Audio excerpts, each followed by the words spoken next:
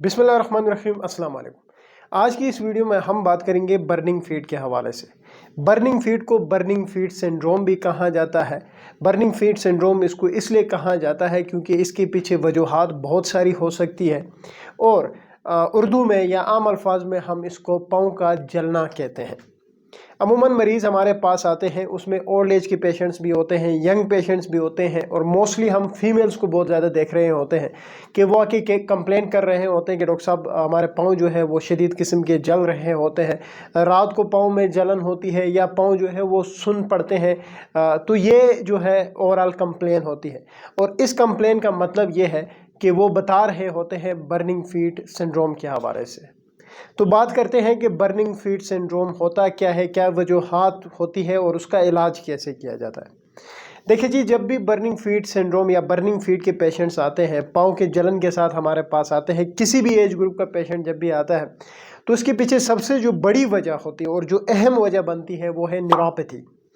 और ये जो न्यूरोपैथी है ये डायबिटिक पेशेंट्स में बहुत ज़्यादा कॉमन होती है। तो जब भी कोई पेशेंट है, ओल्ड एज का अगर पेशेंट है, अमूमन क्योंकि डायबिटीज़ ओल्ड एज में होती है, टाइप 2 डायबिटीज़ की मैं बात कर रहा हूँ, तो जब कोई एक पेशेंट आता है और वो डायबिटिक होता है और वो इसी तरह की कंप्लेन कर रहा है बर्निंग फीट का, तो हमारे जहन में सबसे पहली चीज़ जो आती है वो न्यूरोपैथी की आती है, क्योंकि डायबिटिक पेशेंट्स में न्यूरोपैथी जो है वो बहुत ज़्यादा कॉमन है और न्यूरोपैथी को हम रूल आउट कर रहे होते हैं पहले ही स्टेप में। अब न्यूरोपैथी में क्या होता है, तो न्यूरोपैथी में वो जो नर्व्स हैं, वो जो नसें हैं जो आपके पाँव को सप्लाई कर रही होती है, आपको आपकी फीट को सप्लाई कर रही होती है, वो नसें जो आपके पाँव तक जाती हैं वो या तो उसमें वीकनेस आ जाती है, वो कमज़ोर पड़ जाती है, या फिर उसमें जो कंडक्शन है वो स्लो डाउन हो जाती है। तो उस वजह से जो है वो बर्निंग फीट हो जाता है। अब जब डायबिटिक पेशेंट्स में मैंने कहा न्यूरोपैथी जो है वो बहुत ज़्यादा कॉमन है, तो याद रखें आप अगर कोई पेशेंट डायबिटिक है, उसमें बर्निंग फीट है, न्यूरोपैथी आप काज एक्सपेक्ट कर रहे हैं, तो एक चीज़ इम्पोर्टेंट है वो ये है कि इस तरह के मरीजों में कभी भी जो है वो आप बर्निंग फीट से छुटकारा नहीं दिला सकते। मैंने क्या कहा कि अगर न्यूरोपैथी डायबिटिक पेशेंट है और उसमें बर्निंग फीट आप एक्सपेक्ट कर रहे हैं, डायबिटिक पेशेंट हो, न्यूरोपैथी एक्सपेक्ट कर रहे हैं, तो ऐसे मरीजों में जो जिनको शुगर होता है उनमें आप इस तरह की जो बर्निंग फीट है यानी जो पाँव के जलना है, वो आप उसका पक्का इलाज कभी भी नहीं कर सकते। आप उसको कंट्रोल कर सकते हैं, आप इसकी जो इन्हेंसमेंट है उसका जो बढ़ावा है ताकि मज़ीद इसमें जो पाँव में जलन है, जो बर्निंग है वो ना बढ़े, उसको आप कंट्रोल कर सकते हैं, लेकिन इसका पक्का हल, पक्का इलाज आप कभी भी नहीं कर सकते। इसका पक्का इलाज यही है कि आप शुगर को कंट्रोल करें। अच्छा जी, दूसरी जो वजह है, मतलब न्यूरोपैथी के अलावा क्या वजह बन सकती है, तो एक और अहम वजह बनती है, that is vitamin B deficiency. और विटामिन बी में तो बहुत सारे हैं, लेकिन जो सबसे अहम कल्प्रेट है विटामिन बी में से वो है विटामिन B12। इसलिए अमूमन आप लोगों ने देखा होगा कि जो जिन मरीजों के पाँव में जलन होती है, बर्निंग फीट होता है, तो उनमें जो मिथिकोबाल है उसके टीके भी लगते हैं, यानी विटामिन B12 के टीके भी लगते हैं। विटामिन B12 के अलावा किसी को एलर्जी की वजह से भी जो है वो बर्निंग फीट सिंड्रोम हो सकता है। इसी तरह एक सिंड्रोम होता है जिसको टार्सल टनल सिंड्रोम कहा जाता है। उसमें होता ये है कि जो आपके एंकल रीजन है वहाँ पे जो एक नर्व होती है जिसको पोस्टीरियर टिबियल नर्व कहा जाता है, जो टिबिया के बिल्कुल पीछे से गुजर रही होती है, वो नर्व कंप्रेस हो जाती है। तो जब वो नर्व कंप्रेस हो जाती है तो उस वजह से जो सिंड्रोम डेवलप होता है उसको हम टार्सल टनल सिंड्रोम कहते हैं। और उसके अलावा एंजाइटी जो है वो भी एक बहुत बड़ी वजह है बर्निंग फीट के। तो ओवरऑल कहने का मकसद ये है कि अगर जब भी किसी के पाँव जलते हो तो सबसे पहले आपने न्यूरोपैथी को रूल आउट करना है कि कहीं डायबिटिक पेशेंट तो नहीं है, फिर विटामिन B12 को रूल आउट करना है, एलर्जी को रूल आउट करना है, टार्सल टनल सिंड्रोम को रूल आउट करना है और साथ ही एंजाइटी को रूल आउट करना होता है। कैसे इलाज किया जा सकता है अगर किसी के पाँव जल रहे हो? याद रखें, अमूमन डेली लाइफ में आप देख रहे होते हैं जब भी इस तरह के मरीज़ आते हैं तो डॉक्टर्स क्या कर रहे होते हैं कि न्यूरोपैथिक पेन के लिए प्रीगबलिन पे उनको डाल देते हैं, साथ जो है वो मिथिकोबाल के टेबलेट्स या इंजेक्शंस पे डाल रहे होते हैं, कोई एक एंटी डिप्रेसेंट जो है वो भी उसमें ऐड कर रहे होते हैं और एक लोशन मिलता है कैप्सिडोल एफ के नाम से, वो जो है वो प्रिस्क्राइब किया जाता है। तो कहने का मकसद ये है कि वो ओवरऑल सारे काजुज़ को जो है वो एक ही साथ ट्रीट करना जो है वो कोशिश कर रहे होते हैं। देखिए, जब भी बर्निंग फीट सिंड्रोम के साथ कोई मरीज़ आता है, पाँव के जलन के साथ कोई भी मरीज़ एक डॉक्टर के पास आता है, सबसे पहले आपने बेसिक्स को देखने हैं। आपने पेशेंट को ट्रायल पे भेजना होता है। क्या ट्रायल, कैसे ट्रायल पे भेजोगे? तो याद रखिए, जब भी इस तरह के मरीज़ आएगा, सबसे पहले आप एक्सपेक्ट कर रहे हो न्यूरोपैथी को। तो न्यूरोपैथी को तो ऑन द स्पॉट आप रूल आउट कर पाओगे, क्योंकि न्यूरोपैथी जो है वो कॉमन है डायबिटिक पेशेंट्स में। अगर डायबिटिक पेशेंट है तो तब ठीक है, न्यूरोपैथी जो है वो कल्प्रिट हो सकता है, लेकिन अगर डायबिटिक नहीं है तो उधर ही रूल आउट हो गया। दूसरी चीज़ है जी टार्सल टनल सिंड्रोम, वो उसकी अलग एक फाइंडिंग्स होती है, उसको भी आप देख के पता लगा सकते हैं।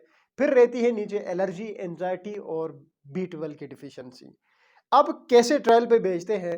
तो ट्रायल ये होता है कि आप इस तरह के पेशेंट्स को जो है वो जो मिथिकोबाल है यानी जो B12 के सप्लीमेंट्स है उन पे डाल देते हैं, साथ ही एंटी एलर्जिक पे डाल रहे होते हैं और पेशेंट को कह रहते हैं कि जी हफ्ता 10 दिन तक ये दवाई इस्तेमाल करें, अगर इससे फ़र्क पड़ता है तो वेल एंड गुड, अगर नहीं पड़ता आप दोबारा मेरे पास आए।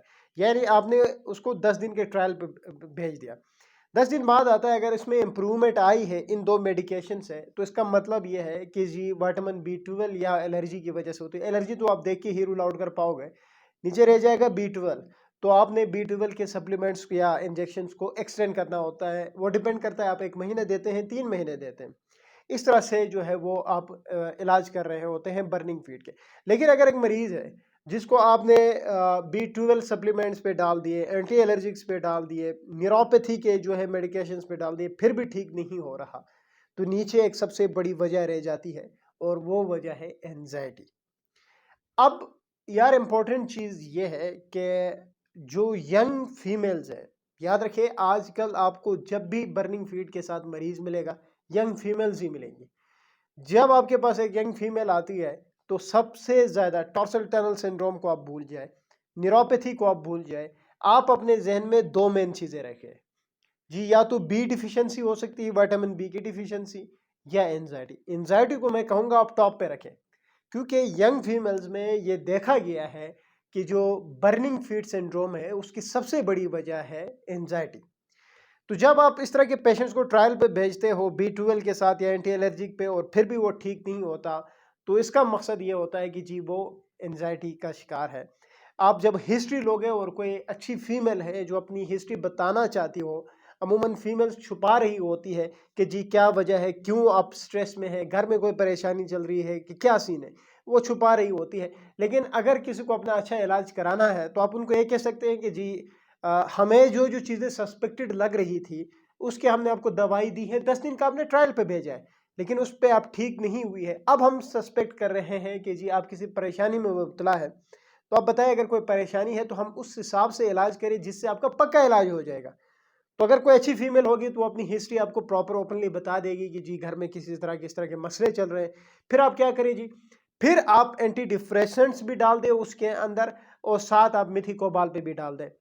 याद रखें पहले ट्रायल पे आपने एंटी डिप्रेसेंट्स पे नहीं डालना होता। इसका यह है कि अगर देखें खुदा ना खास्ता B12 की डिफिशियंसी की वजह से बर्निंग फीट है और आप खामखा एंटी डिप्रेसेंट्स डालोगे, तो ये जो एंटी डिप्रेसेंट्स ये कोई पैराडाल नहीं है कि आपने जो पड़ा हुआ है वो उठा लिया और खा लिया तो हो जाएगा, नहीं।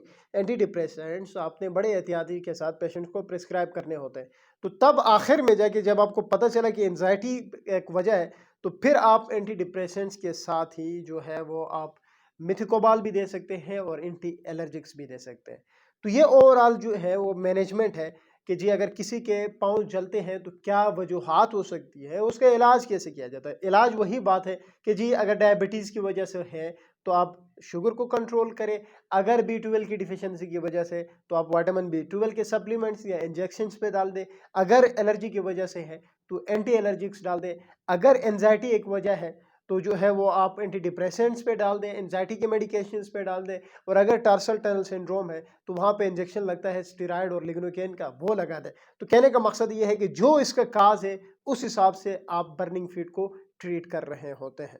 तो ये ओवरऑल बातें थी कि जी अगर किसी के पाँव जलते हैं तो उसका कैसे इलाज किया जा सकता है। उम्मीद है वीडियो आप लोगों को अच्छी लगेगी। Thank you.